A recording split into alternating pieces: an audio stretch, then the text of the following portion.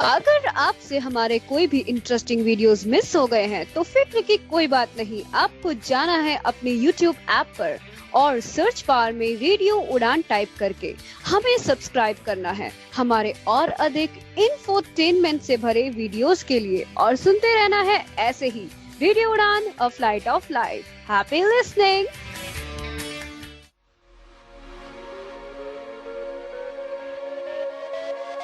Do you want to connect with other people of disabilities? Do you want to grow your skills and learn about upcoming technology? Do you want to develop your brand and find about meaningful employment opportunities? Join iSTEM at their 2022 conference in Delhi on 25th and 26th March, where they will be launching their new mobile app for the community. For more information or register, open your web browser and type the URL bit.ly/ISTEMEVENT2022. दोस्तों नमस्कार, आदाब, सत श्री अकाल। मैं दानिश महाजन programme बदलता दौर में एक बार फिर से आपका स्वागत करता हूं। आज बदलता दौर पर हम उस टॉपिक पर बात कर रहे हैं जिस पर आप लोगों ने मुझे काफी रिक्वेस्ट की है। जानेंगे इंडिया में सोशल सिक्योरिटी का क्या सिस्टम है, कंपैरिजन करेंगे बाहर के देशों के साथ। आपको मालूम होगा कि अवर ओपिनियन सेगमेंट में हमने बात की थी कैसे भारत के अभी बहुत सारी ऐसी स्टेट्स हैं जहां पेंशन बिलो 1000 है। मिजोरम जैसी स्टेट में अगर बात करें तो सिर्फ 100 रुपया स्टेट डिसेबिलिटी पेंशन स्कीम के अंदर गवर्नमेंट डिसेबल्ड को देती है, और अगर नंबर ऑफ बेनिफिशियरीज की बात करें तो वो भी सिर्फ 200 है जो रजिस्टर्ड बेनिफिशियरीज है। तो 200 लोगों को भी सिर्फ 100 रुपया मात्र वहां की सरकार दे रही है। It is furious, unfortunate and very disappointing. बहुत सारी बड़ी स्टेट्स भी हैं। अगर हम महाराष्ट्र जैसी स्टेट की बात करें, एमपी की बात करें, तो वहां स्टेट का जो शेयर है वो सिर्फ 300 रुपया है। और मेघालय, उड़ीसा, छत्तीसगढ़ जैसी स्टेट्स की अगर बात करें तो लेस देन 200 रुपया गवर्नमेंट का शेयर है। तो ये चल रहा है इन स्टेट्स में। बिहार में 400 रुपया है, और बिहार में थोड़ी सी मुझे ये भी कंफ्यूजन है कि क्योंकि बिहार में इस लिस्ट में 400 रुपया बताया गया है, तो इसमें सेंटर का शेयर मिलाकर 700 रुपया होना चाहिए, लेकिन बिहार के लोगों ये कहते हैं कि उन्हें वहां 400 रुपया ही मिलते हैं। तो हो सकता है कोई एरर हो। तो बिहार में सिर्फ 400 रुपया है। क्यों ऐसी सिचुएशन इस देश में है, और क्यों बजट में हर बार हमारी जो ऑर्गेनाइजेशंस है मांग करती हैं कि जो सेंटर का शेयर है 300 रुपए का, उसको बढ़ाना चाहिए। इट्स बिन लॉन्ग, उसको रिवाइज किया गया है। तो इस पर हम बात करेंगे। आज हमारे साथ बेहद खास मेहमान है टीडी धारियाल सर, जो कि फॉर्मर डिसेबिलिटी कमिश्नर हैं। कई ऑर्गेनाइजेशंस के साथ ये जुड़े हुए हैं, और nobody can be better than him to speak on this topic. Dhariyal sir, बहुत बहुत स्वागत रेडियो उड़ान पे एक बार फिर से।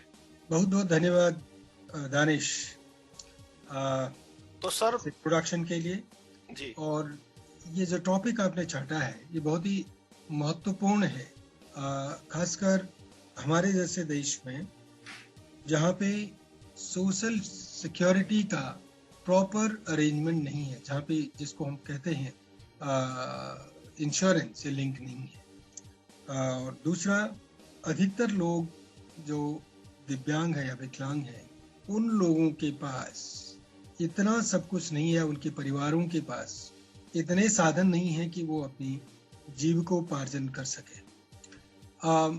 इसलिए बहुत महत्वपूर्ण है सरकार की क्या भूमिका होनी चाहिए, सोसाइटी की क्या भूमिका होनी चाहिए, और कैसा होना चाहिए। आपने जब ये लिस्ट पढ़ी होगी, मिजोरम जहाँ 100 रुपया, जहाँ महाराष्ट्र, मध्य प्रदेश में 300 रुपया, आप तो खुद भी डिप्टी सीसीपीडी रहे हैं, दिल्ली के डिसेबिलिटी कमिश्नर भी रहे हैं, तो जब आपने ये लिस्ट देखी, वर यू अवेयर बिफोर, और ये जानने के बाद कितना डिसअपॉइंटिंग था आपके खुद के लिए भी? इनफैक्ट ये तो मैं कहूँ कि जब मैंने डिप्टी चीफ कमिश्नर की पोस्ट 2002 में ज्वाइन किया था, उसके बाद कंटिन्यू किया उसी पोस्ट में काफी समय, लंबे समय तक। उस समय ये एग्जाम्पल था, बहुत सारे ऐसे एग्जाम्पल थे जिसमें 75 रुपए या 100 रुपए पेंशन मिलती थी, डिसेबिलिटी पेंशन। और हमारे 1995 के एक्ट में भी ये प्रावधान था कि अनएम्प्लॉयमेंट अलाउंस मिलना चाहिए।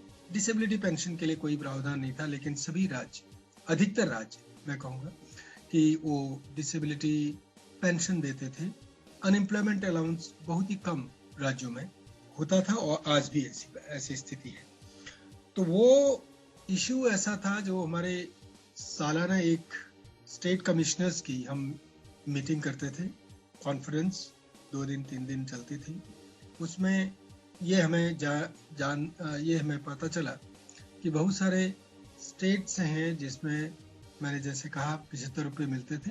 मध्य प्रदेश से हमारे पास बहुत सा, एक मध्य प्रदेश है या नॉर्थ ईस्ट स्टेट्स के खासकर बिहार, यूपी, इन सभी जगहों से रिप्रेजेंटेशंस आती थी कि साहब डिसेबिलिटी पेंशन बहुत ही कम है, इसको बढ़ाया जाए। सेंट्रल गवर्नमेंट की कोई पेंशन स्कीम तब तक नहीं थी। तो हमने वो टेकअप किया, स्टेट गवर्नमेंट के पास किया, और उस एक व्यक्ति ने मुझे ये बोला कि साहब जब डिस्ट्रिक्ट हेडक्वार्टर में मैं पेंशन लेने के लिए हमें जाना पड़ता है ट्रेजरी में या जहाँ भी सोशल वेलफेयर डिपार्टमेंट में डिस्ट्रिक्ट में, तो वो कभी कभी उस बार उसको 3 बार जाना पड़ा, और 3 बार जाने में 75 रुपये से जो 75 रुपये उसको महीने के मिलते थे, उससे कहीं 3 गुना 4 गुना उसका खर्चा हो गया आने जाने में बस में, और दिन भर बैठना पड़ता था उसको। तो इस तरह की स्थिति थी। तो तब हमने बहुत एक जोर लगाया कि नहीं, इस चीज़ को बढ़ाना चाहिए। ये जो पेंशन है कुछ एक या तो इसको बंद कर दें या एक अच्छा अमाउंट दें। अच्छा अमाउंट मीन्स कम से कम दरगुजर हो सके। और ये पेंशन इसलिए भी मैं पर्सनली ये महसूस करता था कि अगर जो दिव्यांग व्यक्ति जो किसी परिवार में है, तो उसको अगर एक रीजनेबल अमाउंट मिले, उसे खाने पीने के तक का मिल जाए, तो परिवार में कम से कम उस व्यक्ति की इज्जत होगी। नहीं तो बहुत ही लोग उनको नेग्लेक्ट भी परिवारों में करते थे। बिल्कुल। तो इस तरह से थोड़ा थोड़ा बढ़ा वो टेकअप हमने किया। और फिर सेंट्रल गवर्नमेंट में मिनिस्ट्री ऑफ रूरल डेवलपमेंट में मैं खुद उस मीटिंग में गया था।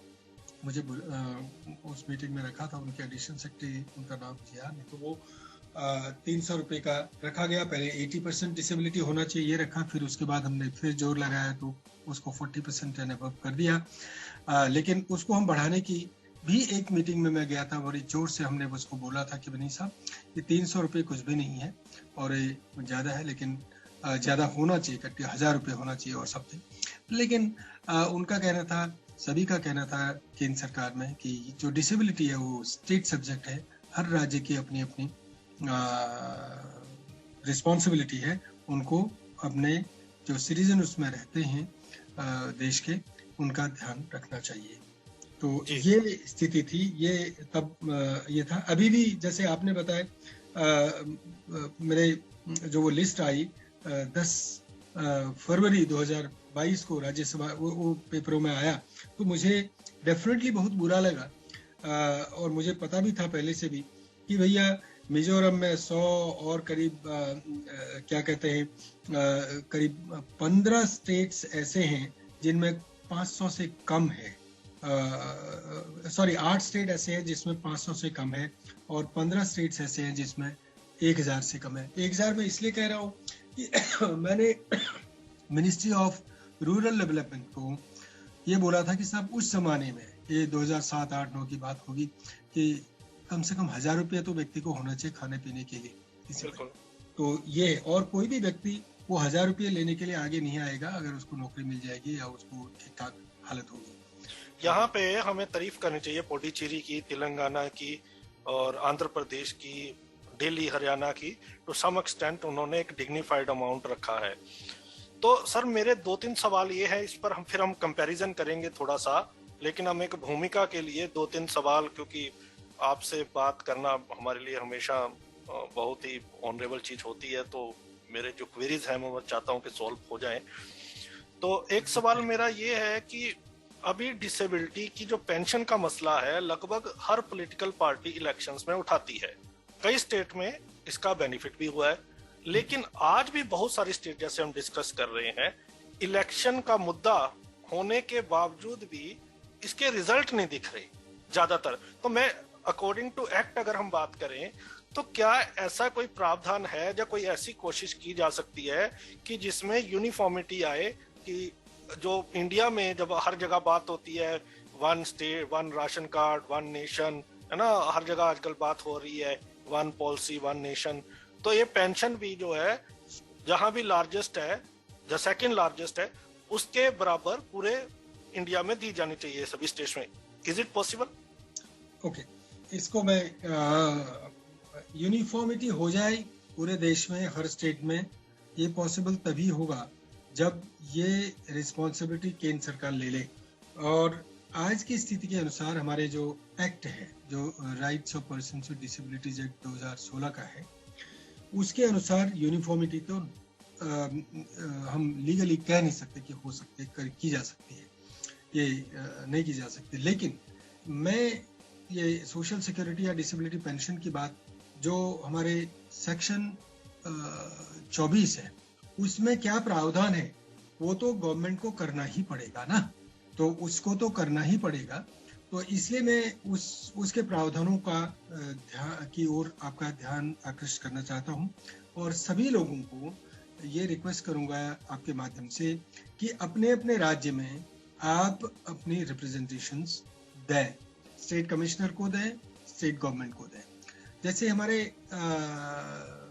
आर्टिकल 24 में, सेक्शन 24 में ये लिखा हुआ है कि एप्रोप्रिएट गवर्नमेंट बोला है। एप्रोप्रिएट गवर्नमेंट की डेफिनेशन है हर एक राज्य, मतलब जहां राज्य से रिलेटेड है तो राज्य, तो राज्य के ऊपर डिपेंड करेगा। और दूसरी जो शब्द का प्रयोग इसमें किया गया है, केवल 4 ऐसे सेक्शन है जिसमें ये बोला गया है इस पूरे एक्ट में, वो with in the limit of its economic capacity and development, means उस स्टेट की अपनी लिमिट, इकोनॉमिक लिमिट कितनी है और डेवलपमेंट कैसा है। अलग अलग स्टेट का डेवलपमेंट अलग है, पर कैपिटा इनकम अलग अलग है, तो इसलिए अपनी स्टेट में जो इनकम लोगों की है, जो आपका डेवलपमेंट स्टेटस है, उसके हिसाब से आपको ये चीजें बनानी होंगी। एक तो ये हो गया, इसलिए ये अलग अलग स्टेट में अलग अलग अमाउंट होगा। लेकिन इसमें यह भी बोला है कि एक राइट माना गया इसको, उसमें यह बोला गया है कि गवर्नमेंट, एप्रोप्रिएट गवर्नमेंट को, मीन्स राज्य सरकार या केंद्र सरकार जो भी करे, लेकिन इसमें तो राज्य सरकार को करना है।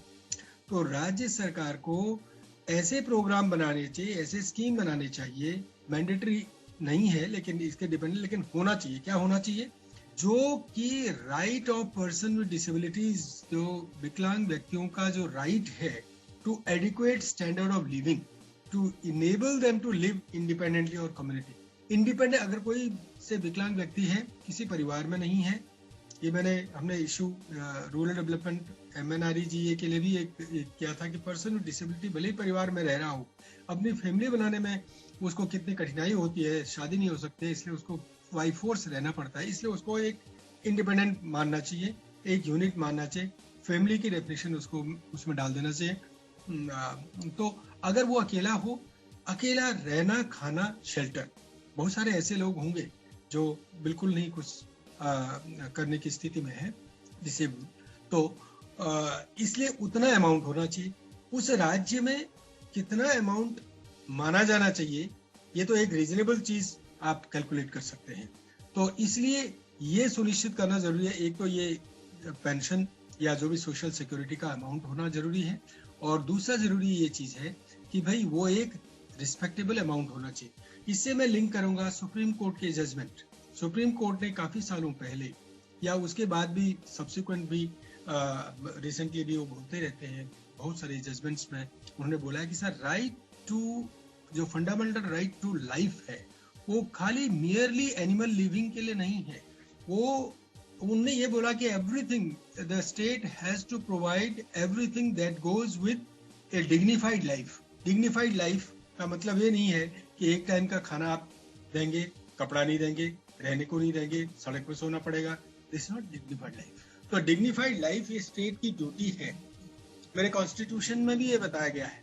उसके बाद हमने रिटरेट एक्ट में किया है। तो इसलिए एक अमाउंट, ये 100 रुपए का अमाउंट या 300 रुपए का अमाउंट, वो मैं मानता हूँ कि मिनिमम वेज क्या है आपके स्टेट में। मिनिमम वेज जो स्टेट में जो होता है, किसी भी स्टेट में 8-9 हजार रुपए तो अनस्किल्ड वर्कर, अलग अलग के लिए होता है, स्किल्ड वर्कर के लिए होता है, अनस्किल्ड के लिए होता है ना, और सेमी स्किल्ड के लिए होता है। तो एटलीस्ट कोई क्राइटेरिया आप माने, उस क्राइटेरिया को लेकर के आपको 3 चीज, खाना, शेल्टर, रहना और कपड़ा, ये 3 चीज तो होना चाहिए। उसका अरेंजमेंट कितने में कर सकता है। हर देश में ये क्राइटेरिया लिया जाता है, बिल्कुल। हमारे देश में नहीं है। वो होना चाहिए क्योंकि ये मेरे एक्ट में आ गया है ना, ये राइट मान लिया गया है।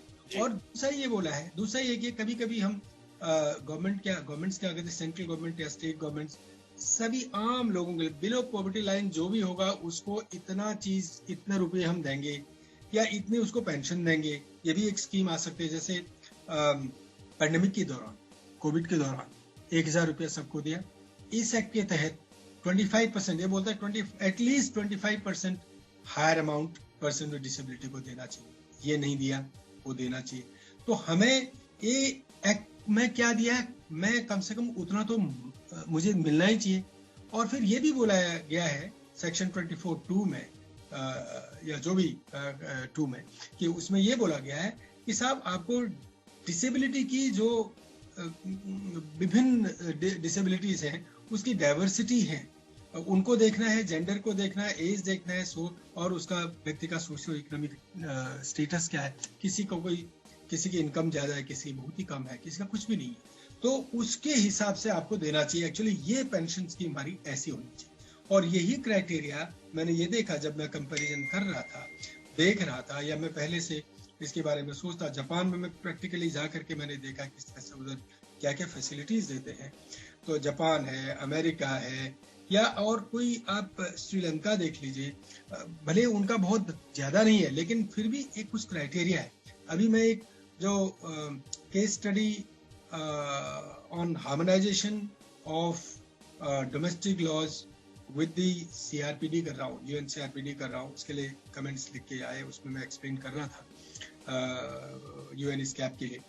तो उसमें भी यही बोला उन्होंने भी, यही जो UN कमेटी है ने हमारे कंट्री रिपोर्ट में ये पॉइंट आउट कर रखा है कि भाई ये इन लोगों ने सब, जिन्होंने रिव्यू किया मेरा केस स्टडी कि हमारा ये पेंशन है, ये है, तो उन्होंने बोला सब ये किस हिसाब से आप देते हैं ना। 40% डिसेबिलिटी है तो उसको भी उतना मिलेगा, 65 वाला है उसको मिलेगा, लेकिन 65 वाला जो या 80 वाला जो है, जरूरी नहीं है कि एक डिसेबिलिटी 65% से लोकोमोटर है उसको क्या क्या कठिनाई होती है, और इंटेलेक्चुअल डिसेबिलिटी को क्या क्या कठिनाई होते हैं, क्या क्या चीजें चाहिए, उसके नीड के, इंडिविजुअलाइज्ड नीड के हिसाब से हमें पेंशन देनी चाहिए। मेरा तो ये मानना है, ये एक्ट यही बोलता है, give due consideration to the diversity of disability, gender, age. मान लिया किसी परिवार में हेड ऑफ द फैमिली महिला है, ठीक है, उनके पास जमीन नहीं है कुछ, तो उनको आप अलग क्राइटेरिया देना पड़ेगा, उनको परिवार में वो करना पड़ेगा।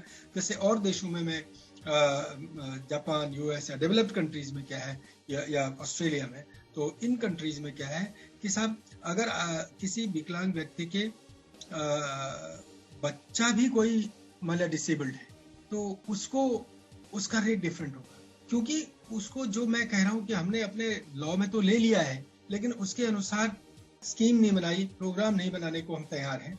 तो वो हमने बोला डिग्निफाइड लाइफ और according to the socio economic condition, उस हिसाब से हमें करना चाहिए।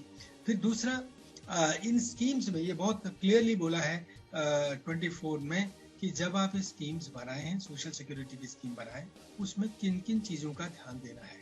आपने कम्युनिटी सेंटर्स बनाना, ये सब सोशल सिक्योरिटी में आते हैं। कम्युनिटी सेंटर हों, गुड लिविंग कंडीशंस हों, सेफ्टी हो, सैनिटेशन हो, ड्रिंकिंग वाटर फैसिलिटी हो, और इसके अलावा जो बच्चे हैं, है ना, पर्सन जो चिल्ड्रन विद डिसेबिलिटीज हैं, जिनके पास कोई फैमिली को रहने को नहीं, एबंडन है, हो सकता है महिलाएं हों, कोई व्यक्ति हो, एबंडन हो, ओल्ड पीपल हों, तो उन लोगों के लिए विशेष ध्यान देने की आवश्यकता है, विशेष प्रावधान करने की आवश्यकता है। उनको सपोर्ट सिस्टम इतना होना चाहिए। नेचुरल डिजास्टर हो, अभी हमारे मैन मेड डिजास्टर जैसे यूक्रेन में, जैसे मतलब कल कहीं भी होता, इन चीजों की भी ध्यान ये एक्ट में तो पूरा डिटेल दिया गया है। और वुमेन विद डिसेबिलिटी को है या उनको अपने बच्चों को पालना है, तो ये सब का भी प्रावधान होना जरूरी है। इसके अलावा डिसेबिलिटी पेंशन और अनएम्प्लॉयमेंट अलाउंस, अगर कोई एक, इसमें हमें ये लगता है कि अब तो एक्ट में आ गया, 2 साल तक अगर कोई रजिस्टर्ड है, नौकरी नहीं है, उसको देन आप अनएम्प्लॉयमेंट अलाउंस देंगे, ये तो नहीं होना चाहिए। मैं तो समझता हूँ एट द मोस्ट 6 महीने तक किसी के पास नहीं है तो वो, ये बात दूसरी है कि इसको हम अभी बदल नहीं सकते हैं। 2 साल तक एम्प्लॉयमेंट एक्सचेंज में उसका नाम होना चाहिए, प्लस उसको नौकरी न मिली तब उसको देना चाहिए। ये एज रिलेटेड होना चाहिए, 18 साल के बाद या 20 साल के बाद में ये इस तरह का होना चाहिए। और केयर गिवर अलाउंस की एक बात कही गई है for person with high support need. अभी तक हमारे देश में केयर गिवर कुछ वो तो बन गया है, notification ministry of social justice या department of empowerment of person with disabilities ने निकाल दिया है, लेकिन स्टेट्स ने अभी वो बोर्ड नहीं बनाए। बोर्ड में कोई केस आज तक नहीं गया है हाई सपोर्ट नीड के लिए। दिल्ली में मेरे जमाने से अभी तक वो एक पड़ा है, एक कांस्टेबल है लेडी। तो ये सब चीजें हैं। और इंश्योरेंस पॉलिसी ये बहुत इंपॉर्टेंट है। बहुत सारे अधिकतर देशों में जहां डिसेबिलिटी पेंशन या नेशनल पेंशन स्कीम है या एक स्पेशल जो पेंशन इस चीज के लिए बना देते हैं, उन पेंशन उन स्कीम्स में वो लिंक होते हैं इंश्योरेंस से। दो चीज है, एक तो कंट्रीब्यूशन आप करते हैं अपने नौकरी के दौरान या आपके स्पाउस की नौकरी के दौरान कंट्रीब्यूशन देते हैं, एम्प्लॉयर भी देता है, आप भी देते हैं। जैसे ESIC में हेल्थ के लिए हम देते हैं, तो इसीलिए पेंशन का भी देते हैं, हमारे वहाँ भी है। और दूसरा ये है कि जिनका नौकरी नहीं है उनका क्या होगा, या बच्चे हैं या स्टूडेंट्स हैं, तो उनके लिए एक अलग स्कीम वो होती है, इंश्योरेंस होता है। तो जनरली मैंने ये देखा है कि जो डेवलप्ड देश है, जिन्होंने जो हमने लॉ बनाया है ना, ये सेक्शन 24 में जो प्रावधान दिए गए हैं, जिन्होंने इन प्रावधानों के अनुसार अपनी स्कीम बनाई है और धरातल में उन स्कीम्स को उतारा है और इम्प्लीमेंट किया है, उनको मैंने एक ऑब्जर्व ये किया है कि 18 या 20 साल के ऊपर वाले लोगों को पेंशन देंगे, डिसेबिलिटी पेंशन देंगे। और वो पेंशन अगर वो कोई स्पाउस उनका काम नहीं करता, कंट्रीब्यूशन नहीं भी है, तो उनको भी देंगे। कितना देंगे वो एक देखने वाली बात है कि जो उधर का एक वेज लेवल है डिफरेंट से, जैसे मैंने कहा अनस्किल्ड वर्कर है, स्किल्ड वर्कर है, सेमी स्किल्ड है, उसका मिनिमम एज होगा, उसका कम से कम 17 से 22% तक उसका देना चाहिए। अब हमारे वहाँ समझ लीजिए मान लिया 10,000 रुपये मिनिमम वेज है, मिनिमम वेज का 10,000 का 20% लगा लीजिए, चलो 22 छोड़ दीजिए, 20% कितना होगा, तो उतना आप कम से कम तो देना है। 2,000 रुपया, हाँ, कम से कम 2,000 रुपया उस व्यक्ति को, एक व्यक्ति को चाहिए। लेकिन अब ये भी देखना पड़ेगा उसको, उसकी अपने पर्सनल कितनी इनकम है, क्या नहीं है। तो ये तो मैं नहीं बता रहा हूँ कि 2,000 होना चाहिए, 4,000 होना चाहिए, 5,000 होना चाहिए। अब कोई स्टेट, आंध्र प्रदेश जैसे आपने बताया, आंध्र प्रदेश जैसे स्टेट में, इतना बड़ा स्टेट है और ये भी नहीं है कि सबसे रिच स्टेट है, ऐसा भी नहीं है। वो अगर 3,000 रुपये दे सकते हैं, वो 3,000 रुपये स्टेट का कंट्रीब्यूशन है, 3,000 प्लस 300 जो सेंट्रल गवर्नमेंट से मिलता है, 3,000 रुपया अगर वो दे सकते हैं, तो हमारे छोटे छोटे स्टेट, जहाँ आपने बताया मिजोरम हो या मेघालय हो या चाहे नागालैंड हो, चाहे उड़ीसा हो, ये क्यों नहीं दे सकते? ये क्यों नहीं दे सकते?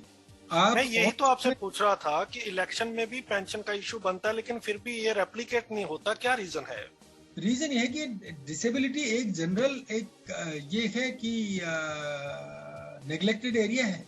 दूसरा, डिसेबिलिटी में जो लोग हैं वो अभी मेरे ख्याल से हमारे काफी मुखर होकर के, और एक जो एडवोकेसी है, कभी कभी हम बोलते हैं अलग अलग किस्म की एडवोकेसी है, एग्रेसिव या जो भी बोले, तो एक advocacy together the number is very small. उनकी सर्कमस्टेंसेस ऐसे हैं, हम ये उनको ब्लेम नहीं करता, मैं इसलिए ब्लेम नहीं करता कि एक विकलांग व्यक्ति जो गांव में है और 70% लोग गांव में हैं, उनकी आवाज को सुनने वाला कौन है? अभी मैं जो बहुत सारी स्टेट्स में गया था, तो ये दूसरा कारण हो गया कि वो लोग, उनकी आवाज नहीं आती है, और सरकार जो ड्यूटी बियरर्स हैं, वो उसमें उनको जब तक उनको कोई फर्क नहीं पड़ता। और पॉलिटिकल लीडर्स, मैं तो बोलूंगा अधिकतर political party X A to Z welfare schemes के ऊपर मुझे लगता नहीं कि इतना उनका ध्यान जाता है, अनलेस किसी परिवार में कोई पर्सन विद डिसेबिलिटी हो। थोड़ा सेंसिटिविटी वो दिखाते हैं, थोड़े समय के लिए वो दिखाते हैं, सेंसिटिव भी होते हैं, ये बात नहीं है। लेकिन जब when it comes to making those policies and allocating funds, unless आपके पास फंड हो, आप कैसे करेंगे? फंड एलोकेशन के समय में सरकारें फाइनेंस वाले कोई ऑब्जेक्शन लगा देंगे। कोई लीडर ऐसा नहीं है जो अपना फोर्सफुली बोले कि नो, व्हाई नॉट। अगर मैं इतना और चीजों में खर्च कर, तो गैप इतना क्यों है? व्हाई एक हाईली पेड एम्प्लॉय, चाहे प्राइवेट सेक्टर हो या गवर्नमेंट में हो, या फिर मिनिस्टर हो, या फिर चीफ मिनिस्टर हो, या फिर कोई हूँ, उनको इतना और एक गरीब को इतना गैप क्यों है? तो ये अगर मैं उधर का उनका 1% खर्चा कम कर दूं इन ये जो एक्सपेंडिचर है मेरे, तो जितने डिसेबल्ड, क्या ओल्ड पीपल और जितने भी पॉवर्टी वाले, आई मीन उसमें स्टडी करने, छोटा कैलकुलेशन कोई इकोनॉमिक्स करेगा, कोई स्टैटिस्टिशियन करेगा, तुरंत निकल आएगा कि भाई उन सबको आप 3,000 नहीं, आप जितना जरूरत है उनकी जरूरत पूरी कर सकते हैं। Just because I have to part with some luxuries, that's all. And luxury जो हमारे सरकार में या चाहे हाईली पेड वो लोग कर रहे हैं, वो लग्जरी ये नहीं कि वो कमा रहे हैं वो चीज, वो मेरा टैक्स है यार। I am paying, the citizen is paying tax, out of that tax people are enjoying that. And ठीक है ना, मेरा बहुत क्लियर ये है, irrespective of the political parties का आपने बोला, मैं तो आई एम पॉलिटिकल पार्टीज का इलेक्शन मैनिफेस्टो में जाता ही नहीं, because people with disabilities do not count anywhere. उनका कोई ऐसा नहीं है, उनको पता है कि ये वोट, इनके वोट से मुझे जीतना या हारना नहीं है, this is what it is. So जिस तरह से मैं देखता हूँ कैंपेनिंग चलती है, वो बातें करते हैं, इतने अपनी तारीफें करते रहते हैं, but on ground there is nothing. मैं भी, आपको लगता है कि क्या हम भी अपने रिप्रेजेंटेशन देने में फेल हुए हैं? बिल्कुल, मैं बोलता हूँ सेक्टर, अगर हम अपनी रिप्रेजेंटेशन बार बार दें तो अधिकारियों के जहन में आता है कि हाँ ये इशू है। हम वंस इन अ वाइल जब बजट आया तब हमने ये हाईलाइट कर दिया, फिर हम चुप हो गए, अगर हमने कोई केस नहीं डाला। अब चलो हाई कोर्ट में तो ये आर्ग्यूमेंट हो सकता है कि पैसे बहुत लगते हैं, सीसीपीडी या स्टेट डिसेबिलिटी कमिश्नर में तो आप दे सकते हो केस को। तो आपको लगता है कि एडिक्वेट रिप्रेजेंटेशंस भी इस मसले में पहुंची नहीं है ताकि इस इशू को थोड़ी गंभीरता से लिया जाए? बिल्कुल, आप बिल्कुल सही बोल रहे हैं। मैं तो बोलता हूँ कि अब मेरे पास सेक्शन 24 है, पहले मेरे पास ये ऐसे प्रावधान नहीं थे। आज की डेट में मेरे पास ये एक्ट है जिसमें ये मैंडेट है गवर्नमेंट का, तो हर स्टेट गवर्नमेंट का। मैंने एक बार नोटिस दे सभी स्टेट गवर्नमेंट्स को, सभी एक जो फेडरेशन है पर्सन्स विद डिसेबिलिटीज के फेडरेशन इकट्ठा आकर के इन लोगों ने रिप्रेजेंटेशन करो, then go to the court, and court से भी हम अर्ज करेंगे कि भाई ये चीज आप तुरंत इसका निस्तारण करें। मैं ये बोलता हूँ, अगर आप एक गवर्नमेंट में जो मुलाजिम होता है, लोवेस्ट लेवल का मुलाजिम है, उसकी कोई एक्स अमाउंट तनख्वाह है, आप ये मानते हैं कि ये एक्स अमाउंट तनख्वाह उसके लिए जरूरी है भाई, ठीक है ना। वो क्या वही जरूरत है एक ऐसे डिसेबल्ड व्यक्ति की नहीं है जो कोशिश कर रहा है कुछ करने की, या जो कोशिश करने में नहीं उसके लिए संभव है, तो क्या उसकी जरूरत नहीं समझते आप? उसकी तो ज्यादा है, इधर तो बोला है 25% ज्यादा होना चाहिए। मैं तो उस क्राइटेरिया को मानूंगा, मैं मिनिमम वेज को भी नहीं मानूंगा, क्योंकि मिनिमम वेज में भी बहुत बड़ा एक मुझे लगता है it's exploitation by the state. I have written to this in the when I was state commissioner Delhi में, तो मैंने ये लिखा है कि जो आप रेगुलर एम्प्लॉई की मिनिमम तनख्वाह देते हो एट लोवेस्ट लेवल जो भी है, उसी लेवल का आप कॉन्ट्रैक्ट में अपॉइंटमेंट करते हो तो आपका एक डिफरेंट लेवल हो जाता है। भाई व्हाई डू यू थिंक, तो क्या आप सब स्टैंडर्ड काम कराना चाहते हो इसलिए आप लो पे करोगे, ठीक है ना? या फिर आप एक्सप्लॉइट करना चाहते, व्हाई डू एक्सप्लॉइट? बिल्कुल, यू हैव नो राइट। तो कॉन्ट्रैक्ट वाले को कम पैसा देना, रेगुलर वाले को ज्यादा पैसा देना, ये मेरी समझ में कभी नहीं आया। I don't know why our courts are not taking, even Supreme Court should take this suo motu notice on this. तो मैं तो ये फंडामेंटल चीजें हैं। बिल्कुल, आई एग्री, मेरे ऑफिस में खुद ऐसा है, इट्स वेरी पेनफुल। हम देखते हैं कि हम रेगुलर लगे हैं, हम कहाँ पहुंच गए। वो मुझसे भी पहले था और वो 8-9 हजार रुपए पे अपनी फैमिली पाल रहे हैं, 15 साल हो गए उसी ऑफिस में। तो इट्स वेरी पेनफुल। यस, तो वो काम भी बहुत कर रहे हैं जैसा आपने कहा। मैं अपने देश को क्रिटिसाइज नहीं कर रहा हूँ, या किसी भी जिस देश में भी ऐसा हो रहा है, जो भी सरकारें ऐसे कर रही हैं, तो मैं उनके बिल्कुल खिलाफ क्या हूँ कि भाई आपको ये सेंसिटिविटी नहीं है कि जो, या तो आप बोले कि भाई हम नहीं दे सकते, खत्म है, नहीं दे सकते, यू फेंड फॉर योरसेल्फ। आप ये भी मत बोले कि अगर आपने ये बोलना है कि मैंने ये फंडामेंटल राइट दिया है, मेरा कॉन्स्टिट्यूशन में है, मैंने एक्ट ये बना दिया है। मेरे एक्ट में नहीं लाते हैं, आप किसने बोला आपने एक्ट में लाओ? एक्ट में एक बार लेके आ गए, you have created a hope, एक आशा जागृत कर दी आपने, और वो देना चाहिए। सो सोशल सिक्योरिटी में मेरा 3 चीजों का ये है कि भाई एक तो जो मिनिमम जो सैलरी आप समझते हैं देश में, अगर आप समझते हैं तो उसको दिखाइए भी। It should be seen, it should be realised, it should be experienced.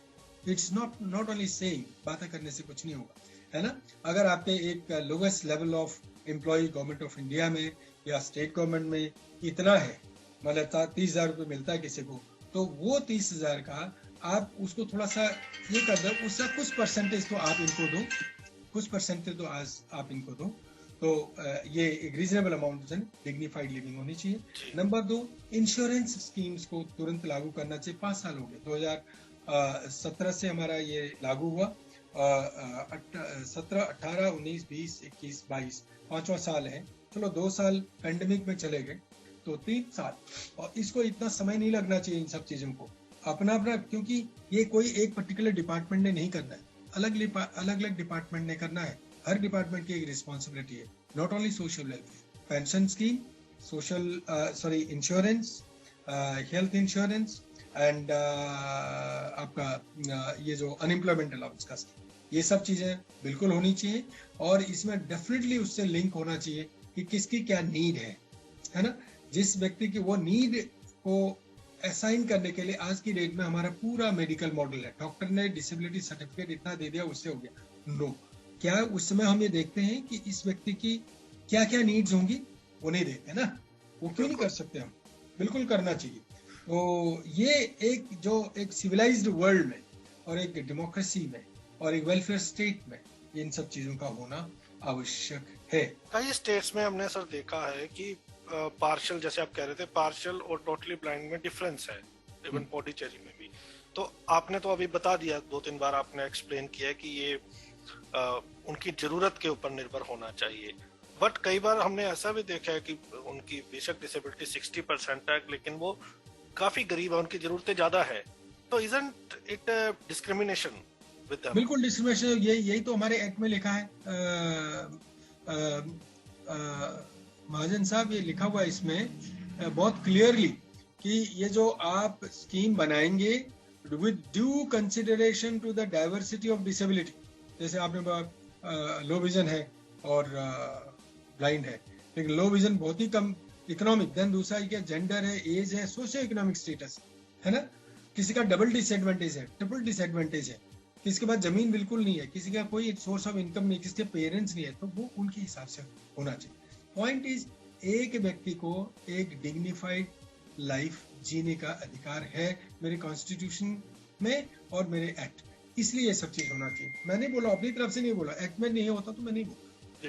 एक चीज मैं आपसे जानना चाहता हूँ, ये बड़ी इंपॉर्टेंट आपने बात की, और बहुत सारे लोगों को ये पता भी नहीं है कि जो डिसेबिलिटी पेंशन 18 साल के बाद लगती है। कई फोन आए मुझे बच्चों के कि वो 14 साल के थे, 15 साल के थे, सर हमारी पेंशन नहीं लग रही।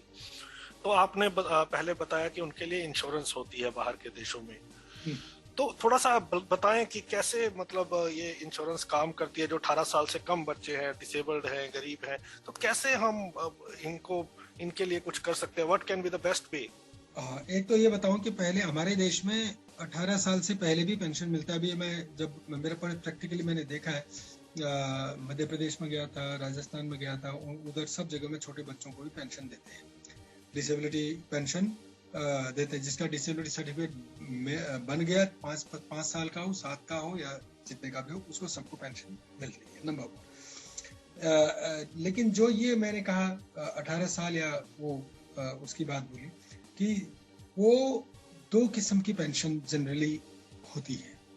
वो एक पेंशन ये होती है जो नेशनल जो जॉब से लिंक होती है। जैसे आप जॉब कर रहे हैं और हर एक व्यक्ति जॉब के दौरान में कंट्रीब्यूट करता है, कितने साल तक कंट्रीब्यूट करता है उसके हिसाब से उसकी पेंशन बनती है। जैसे जितने साल की सर्विस होती है उससे उतने ज्यादा उसको पेंशन मिलती है। और ये तो 18 साल के बाद है ना सर? ये 18 साल के बाद। 18 से पहले वालों को, मतलब स्टूडेंट है, कोई बच्चा है, कोई एबेंडेंड है, उसकी रिस्पॉन्सिबिलिटी भी सरकार की है। उसकी रिस्पॉन्सिबिलिटी सरकार की है। वो सरकार उसके लिए एक दूसरा सिस्टम है पेंशन का, जो क्रिटिकल सोशल पॉलिसी उसको बोलते हैं, या कैश ट्रांसफर करते, खैर वो तो हर जगह ही कैश ट्रांसफर होता है।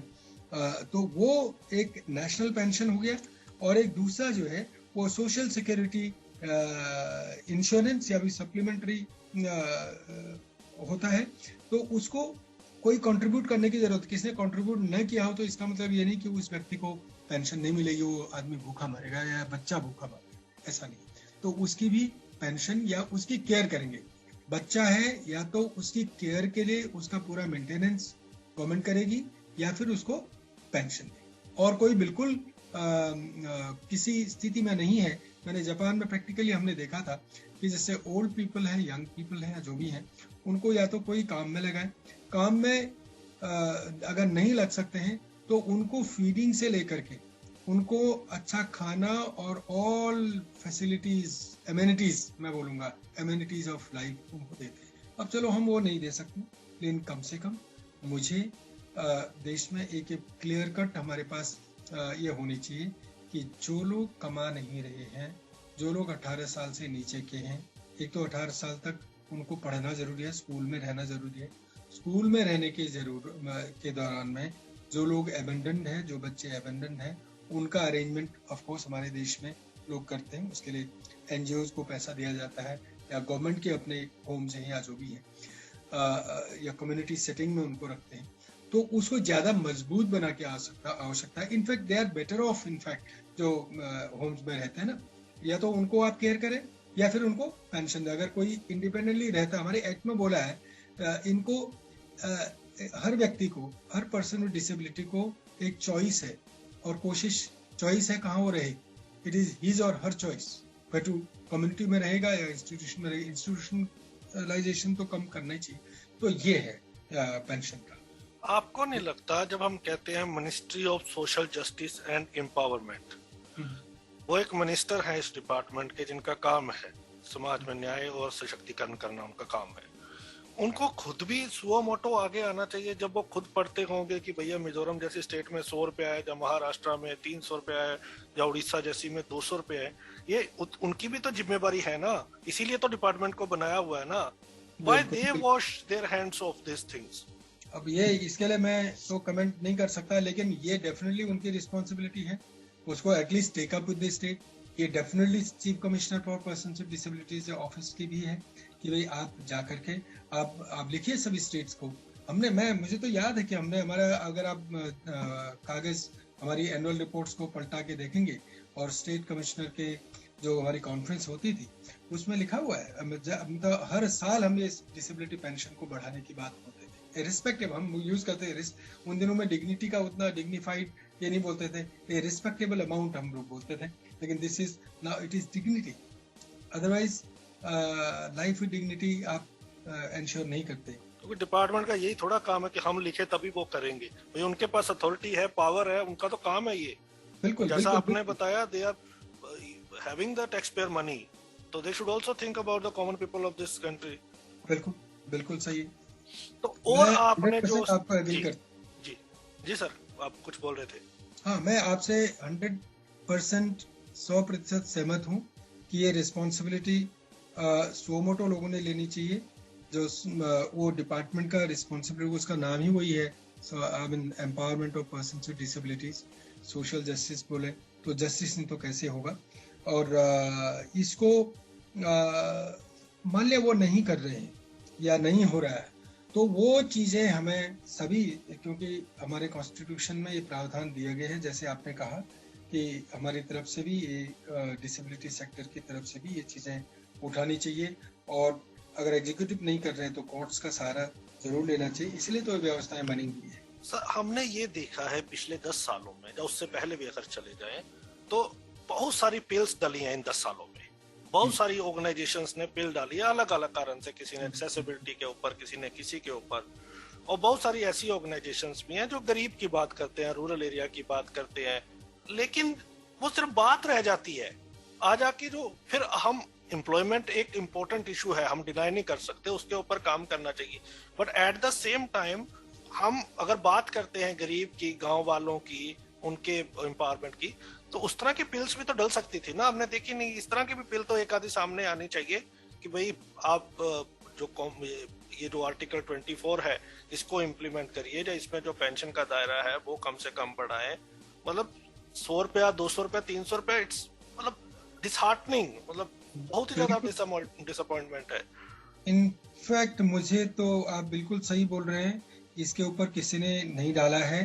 पूरा एक्ट का जब इम्प्लीमेंटेशन की बात बोलते हैं तो इतना चीज होता है, ये चीजें। इनफैक्ट मेरा एक एक्सपीरियंस ये है कि हमको सारी चीजें RPWD एक्ट 2016 को इम्प्लीमेंट करो का एक ऑर्डर आएगा तो वो चीजें मेन चीजें हो जाती हैं। हमने भी सुप्रीम कोर्ट में जवाब देते थे, तो मुख्य चीजें अगर वो आज रिजर्वेशन आ गया तो कोर्ट्स को भी लगता है कि बेटे क्या ये टेक्नोलॉजी ने परसेप्शन चेंज कर दिया क्या हमारे सेक्टर की भी? भाई अब तो सारे नेट पे है, नेट चलाते हैं, तो इसलिए हम ज्यादा जो बात है वो एक्सेसिबिलिटी की वो होनी चाहिए और उतनी वाइब्रेंटली होनी चाहिए, लेकिन इस तरह के इशू बिल्कुल ही छूट गए हैं। आपको लगता है क्या उसका कोई असर है? इसमें बताऊंगा, एक पहले उसमें बताऊंगा कि ये जो कैसे लोगों ने टेकअप करना चाहिए, कि एक एक सेक्शन को टेकअप करना चाहिए कि साहब इस सेक्शन में इस अथॉरिटी ने ये काम करना है, ये काम अभी हुआ है, ये काम नहीं हुआ, ये गैप है, इसको है, ये मैंडेट है। दूसरा जो आपने बोला कि ये टेक्नोलॉजी या टेक्नोलॉजी की वजह से लोगों का ये हो गया, इसमें एक क्या है, हर सेक्टर में, हर समाज में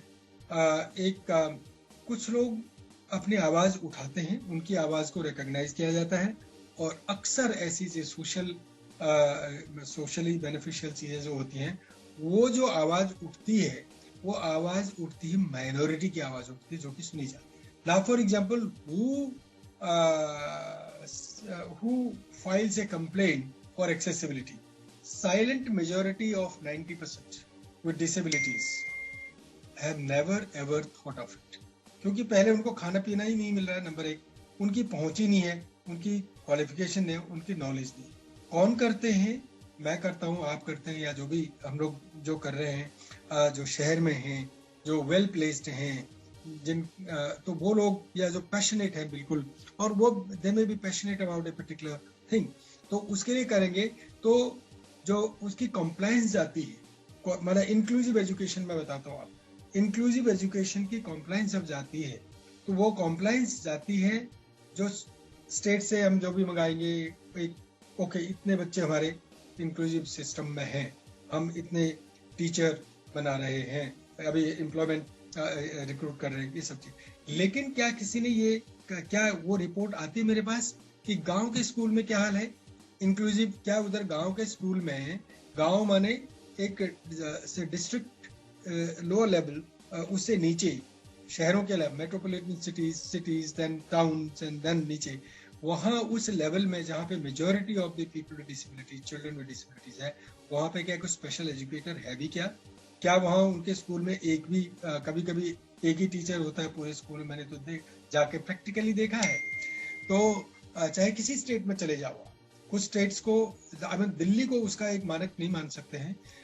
कारण यह है कि Delhi is a unitary number one, resource की कोई कमी नहीं है, it's capital of the city.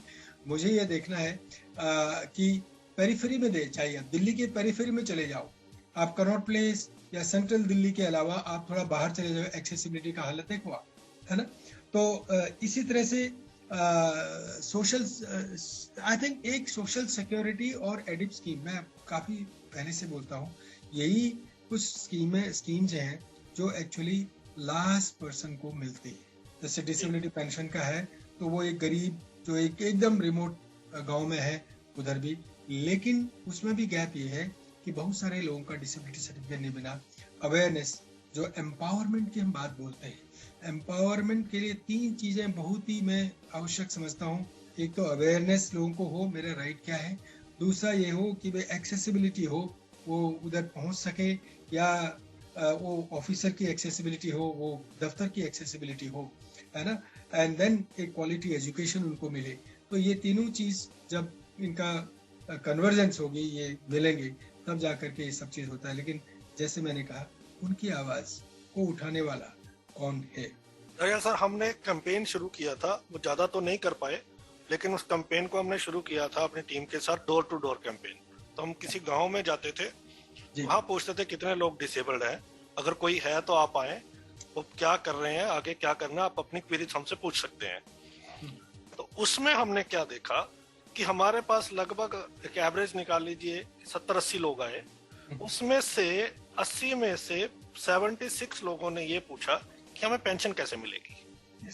यानी जो आप कह रहे हो बात, जो लास्ट पर्सन को पहुंचता है, अभी भी बहुत सारे लोगों को पता है सिर्फ हमारे लिए एक डिसेबिलिटी पेंशन है, तो वही डिग्निफाइड नहीं है, और उसके कारण ही उनके पेरेंट्स में चलो होता है कि चलो तो कुछ पैसा तो आएगा, ये अपना थोड़ा देखेगा। तो इसको डिग्निफाइड होना चाहिए, और इस फील्ड में भी जितने भी हमारे जो ऑर्गेनाइजेशंस हैं या जो भी हमारे लॉयर हैं, उनको इसके ऊपर आवाज उठानी चाहिए। और हम सब भी इंडिविजुअल तौर पे अब कम से कम अपने सीसीपीडी या डिसेबिलिटी कमिश्नर को तो लिख ही सकते हैं अपने स्टेट के बारे में। एक मेरे दिमाग में आ रहा है दानिश कि बार एसोसिएशन ऑफ इंडिया है, और हर स्टेट में बार एसोसिएशन होती है, हर डिस्ट्रिक्ट में होती है। इन बार एसोसिएशन की एक जिसको सोशल रिस्पॉन्सिबिलिटी हमें आइडेंटिफाई करनी चाहिए, डिसेबिलिटी पे भी कुछ ये भी तो सोशल ये करें। अभी भी मेरे दिमाग में, इससे पहले कभी आया नहीं था, थैंक्स टू यू, कि इनकी जैसे कंपनीज की है, गवर्नमेंट की है, सबका है, एक मॉरल रिस्पॉन्सिबिलिटी होती है, लेकिन एक mandatory type of social responsibility होनी चाहिए। जो CSR हम करते हैं कंपनी का, उसी तरह की एक बार एसोसिएशन का होता है। These people should also contribute, they contribute according to their income और व्हाटएवर।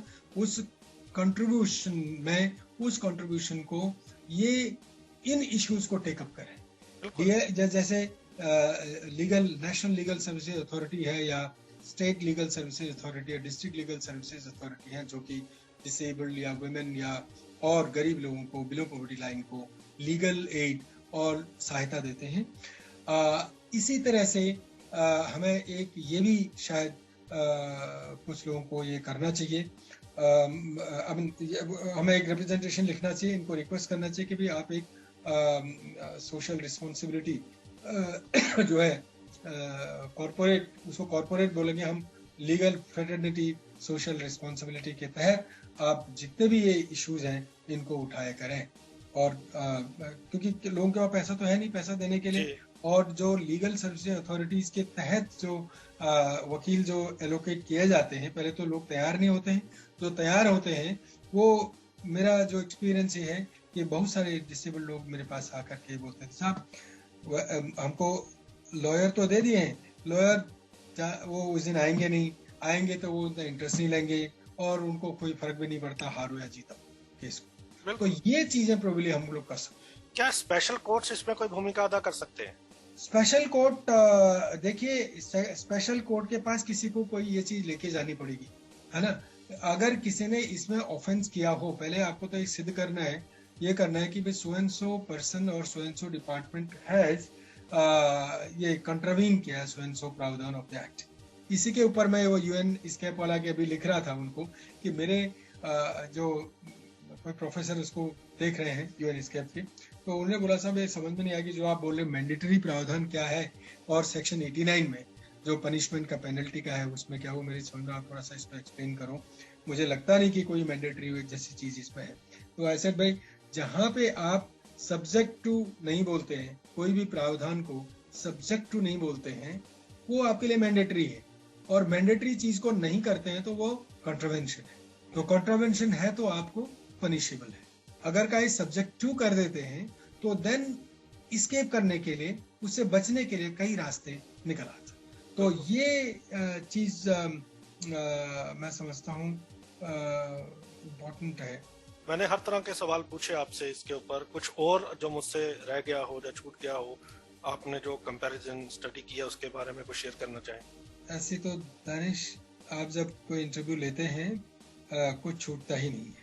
यू आर सो थोरो, आप इतने थोरो रहते हैं, और आपकी नॉलेज और आपकी जो पैशन है ये काम करने के लिए, वो कोई चीज़ छूटता नहीं है। मैं केवल एक चीज़ बताना चाहता हूँ, बहुत सारे लोग जैसे हम बोलते हैं ना आंध्र प्रदेश में इतना बहुत अच्छा हो गया, बहुत अच्छा पेंशन दे रहे हैं, कैसे दे रहे हैं, पुडुचेरी में कैसे। पुडुचेरी को मैं एक बार उसके लिए, क्योंकि छोटा है, छोटे नंबर है, उसके लिए नहीं करता, बस आंध्र प्रदेश का एग्जाम्पल देता हूँ। जब मैं बाहर के देशों का एग्जाम्पल देता हूँ सोशल सिक्योरिटी के ऊपर, हम बोलते हैं कि सर हमारा वो काफ़ी डेवलप्ड कंट्रीज हैं, उनके पास बहुत ज़्यादा पैसा है और वो उनकी पॉपुलेशन बहुत कम है, इसलिए वो इतना दे पाते हैं। हमारी पॉपुलेशन बहुत ज़्यादा है और हमारी इनकम कम है, इसलिए हम दे नहीं सकते। ये हमारा आर्ग्यूमेंट अक्सर सरकार में रहता है। तो ये आर्ग्यूमेंट अगर हम माने, उस आर्ग्यूमेंट माने, तो आंध्र प्रदेश कैसे दे रहा है, दे पा रहा है, बड़े स्टेट्स कैसे दे पा रहे हैं। Where there is a will there is a way, ऐसा असंभव बात नहीं है। आप ठीक है, आप एक पर्टिकुलर, आप अपनी सीवियरिटी को बढ़ा दें, बार बढ़ा दें कि भाई इतने लोग हैं, जैसे बोलते हैं कि नॉर्डिक कंट्रीज जो है ना, जैसे स्विट्जरलैंड है, Denmark, Norway, Sweden, Finland, Iceland, I think, ये जितने भी ये कंट्रीज हैं, नॉर्डिक कंट्रीज कहलाते हैं, या स्विट्जरलैंड या ये सब चीजें, इवन न्यूजीलैंड एक्सेट्रा, इनमें भी बहुत अच्छा है। सबसे अच्छा सोशल सिक्योरिटी अरेंजमेंट इनके पास है। कैसे होता है सोशल सिक्योरिटी? उन्हीं से ही लेते हैं, लोगों से लेते हैं, किटी में रखते हैं, करप्शन नहीं होता है, और उसको उनको देते हैं जिनको जरूरतमंद हो। मैं ज्यादा पैसा कमाता हूँ, मुझसे टैक्स लेते हैं, उनको देते हैं जिनके पास रिसोर्सेज नहीं है। Why can't I do this? मैंने जैसे बोला, आप 1%, 0.5%, 0.05%, हाँ एक चीज और बताता हूँ कि जीडीपी में तो 0.5% रिच पीपल की या हायर इनकम ग्रुप वालों से आप एक सेस लगा करके इन लोगों को दे दो। लेकिन एक चीज का ध्यान देना चाहिए कि लोग फिर इसके ऊपर डिपेंडेंट न हो। एफर्ट गवर्नमेंट का क्या होना चाहिए, जैसे मैंने एक बार, आई रिमेम्बर, सभी चीफ सेक्रेटरीज को मौका मुझे मिला एज डिप्टी चीफ, हमने चिट्ठी लिख दिया सभी चीफ सेक्रेटरीज को, ये लिखा कि साहब जो डिसेबल्ड बेगर्स हैं इन फ्रंट ऑफ द मंदिर है, चौराहों पे है, सड़क में है, उनको आप बैन करिए। बैन करने का मतलब ये है, ये नहीं कि आप उनको भूखे मारेंगे, नो। मैं बैन इस तरह से करो, एक रिफॉर्मिस्ट अप्रोच आप लाइए कि हर डिस्ट्रिक्ट में शेल्टर, खाने का अरेंजमेंट, और उनको जितने को भी आप शेल्टर दे रहे हैं, जितने भी खाने का अरेंजमेंट दे रहे हैं, उनको कोई काम, स्किल, कोई काम करेंगे, उनको एक इलाके में डाल दें, वो एक अच्छे जगह पे कर दें, रहने खाने का अरेंजमेंट करें। उनको जिसकी जैसी स्किल है या जो जैसे जिसको स्किल कर सकते हैं, उन लोगों को करा करके कुछ इकोनॉमिक एक्टिविटीज वो करें। तो इस तरह की चीज करने को अगर करें तो डिफिकल्ट तो नहीं, मुझे तो लगता नहीं कि डिफिकल्ट। उड़ीसा में ये लोग कर रहे हैं, मुझे लगता है उड़ीसा वाले पेंशन भले कम दें, लेकिन ये चीज हर एक डिस्ट्रिक्ट में कर दें तो बहुत ही अच्छा है कि हर एक डिस्ट्रिक्ट में उन्होंने हर एक डिस्ट्रिक्ट में एक ऐसा आप जगह बनाए जहाँ पे every person with disability who doesn't have a home, who doesn't have any work or something, wants to stay there, let him stay, let us stay. उनका प्रॉपर अरेंजमेंट करें, खाना पीना शेल्टर का करने के बाद उनको ट्रेनिंग दें, जो ट्रेंड ऑलरेडी है उनसे काम कराएं, लेट देम अर्न। तो इस तरह की चीज संभव है, आप कर सकते हैं। वो एक तो उसे सेस लेकर के इस चीज में लगाएं, we can make it not difficult. अगर again I say where there is a will there is a way, तो वो कठिन नहीं है। मैं समझता हूँ कि एक नारायण मूर्ति साहब ने, नॉट नारायण मूर्ति, नंदन नीलेकानी साहब, अब मैं उसका टाइटल भूल गया, बहुत फेमस हुआ था उनके जब वो ये बने थे यूआईडी के सीईओ चेयरमैन बनते, उससे पहले उन्होंने लिखा था, जो हमारे वहाँ पॉपुलेशन हम बोलते हैं ना, बहुत सारी पॉपुलेशन है, ये ह्यूमन उन्होंने बोला कि ह्यूमन कैपिटल है, इस ह्यूमन कैपिटल को यू कैन मेक यूज। और जो है डिजिटलाइजेशन की बात उन्होंने करी थी, वो अपना आधार ये सब चीज बना, तो तब से शुरू हुआ। और उससे एक ये था कि लीकेजेस को उसको कैलकुलेट किया था कि लीकेजेस को अगर हम बंद कर देंगे तो ये हमारा इतना पैसा निकल आएगा जो हम उनको एम्पावर करने में लगाएंगे। we should focus on that, so that we do not make the people completely dependent. Like मुझे आज पेंशन मिल रही है, एफर्ट ये होना चाहिए कि अगले साल तक मैं उस व्यक्ति को ऐसा बना दूं कि पेंशन सिस्टम से ऑलरेडी ऑटोमेटिकली वो हट जाएगा और he will start or she will start earning. बिल्कुल. एंड इतने हमारे IIMs हैं, इतने IITs हैं, इतने बड़े बड़े हमारे CEOs हैं कंपनीज के, तो वो लोग अपना मिल करके they can put their heads together, and इतनी बड़ी पॉपुलेशन नहीं है कि आप उसको नहीं कर सकते. Thank you so much sir.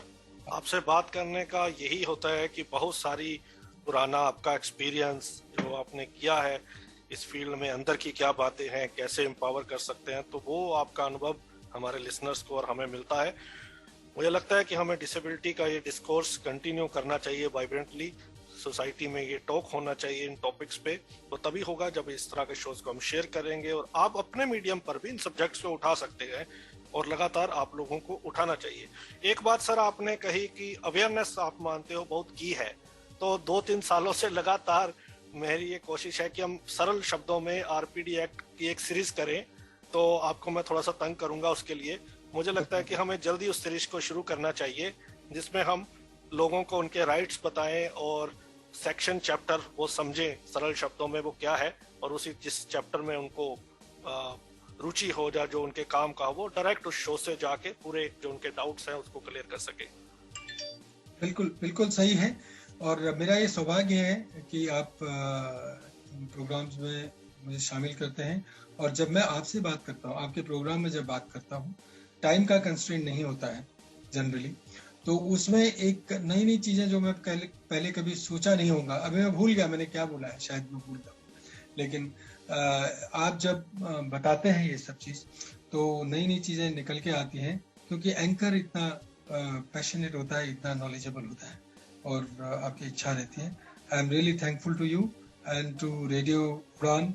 ये दिन दुगना रात चौगुना बढ़े, आगे बढ़े. बहुत बड़ी एक काम वो सीरीज आप करिए, डेफिनेटली करिए. और एक और मुझे ये हो रहा है आजकल की, बहुत सारे लोग मुझे कभी कभी टेलीफोन करते हैं, कल मेरे पास कहीं का बारमेड़ कहाँ से आया, ऐसे आता रहता है. मैं बोला यार आपको टेलीफोन किसने दिया बेटे? वो बोलते हैं मेरा नाम जानते, बोलते हैं नाम नहीं जानते, लेकिन आपका टेलीफोन हमें यूट्यूब से मिल गया. पता ये कैसे जाता हूँ मुझे समझ में नहीं आया. How does it happen? Anyway, okay then, bye bye. Thank you. तो आज हमने बात की धारियाल सर से सोशल सिक्योरिटी सिस्टम के बारे में, डिटेल जाना कैसे इसको स्ट्रॉन्ग बना सकते हैं, क्या स्टेप्स हम अपनी ओर से ले सकते हैं, क्या गवर्नमेंट ले सकती है. इस शो को ज्यादा से ज्यादा शेयर करें और अपने स्टेट्स में अपने रिप्रेजेंटेशंस को भेजें. हम सभी एक्टिविस्ट हैं, बस बात इतनी सी है कि कौन कितना स्टेप किस समय पे लेता है. अगले सप्ताह फिर मिलूंगा किसी और पर्सनैलिटी के साथ किसी और टॉपिक पर. तब तक दीजिए इजाजत. सुनते रहिए Radio Udaan, a flight of life. Bye bye.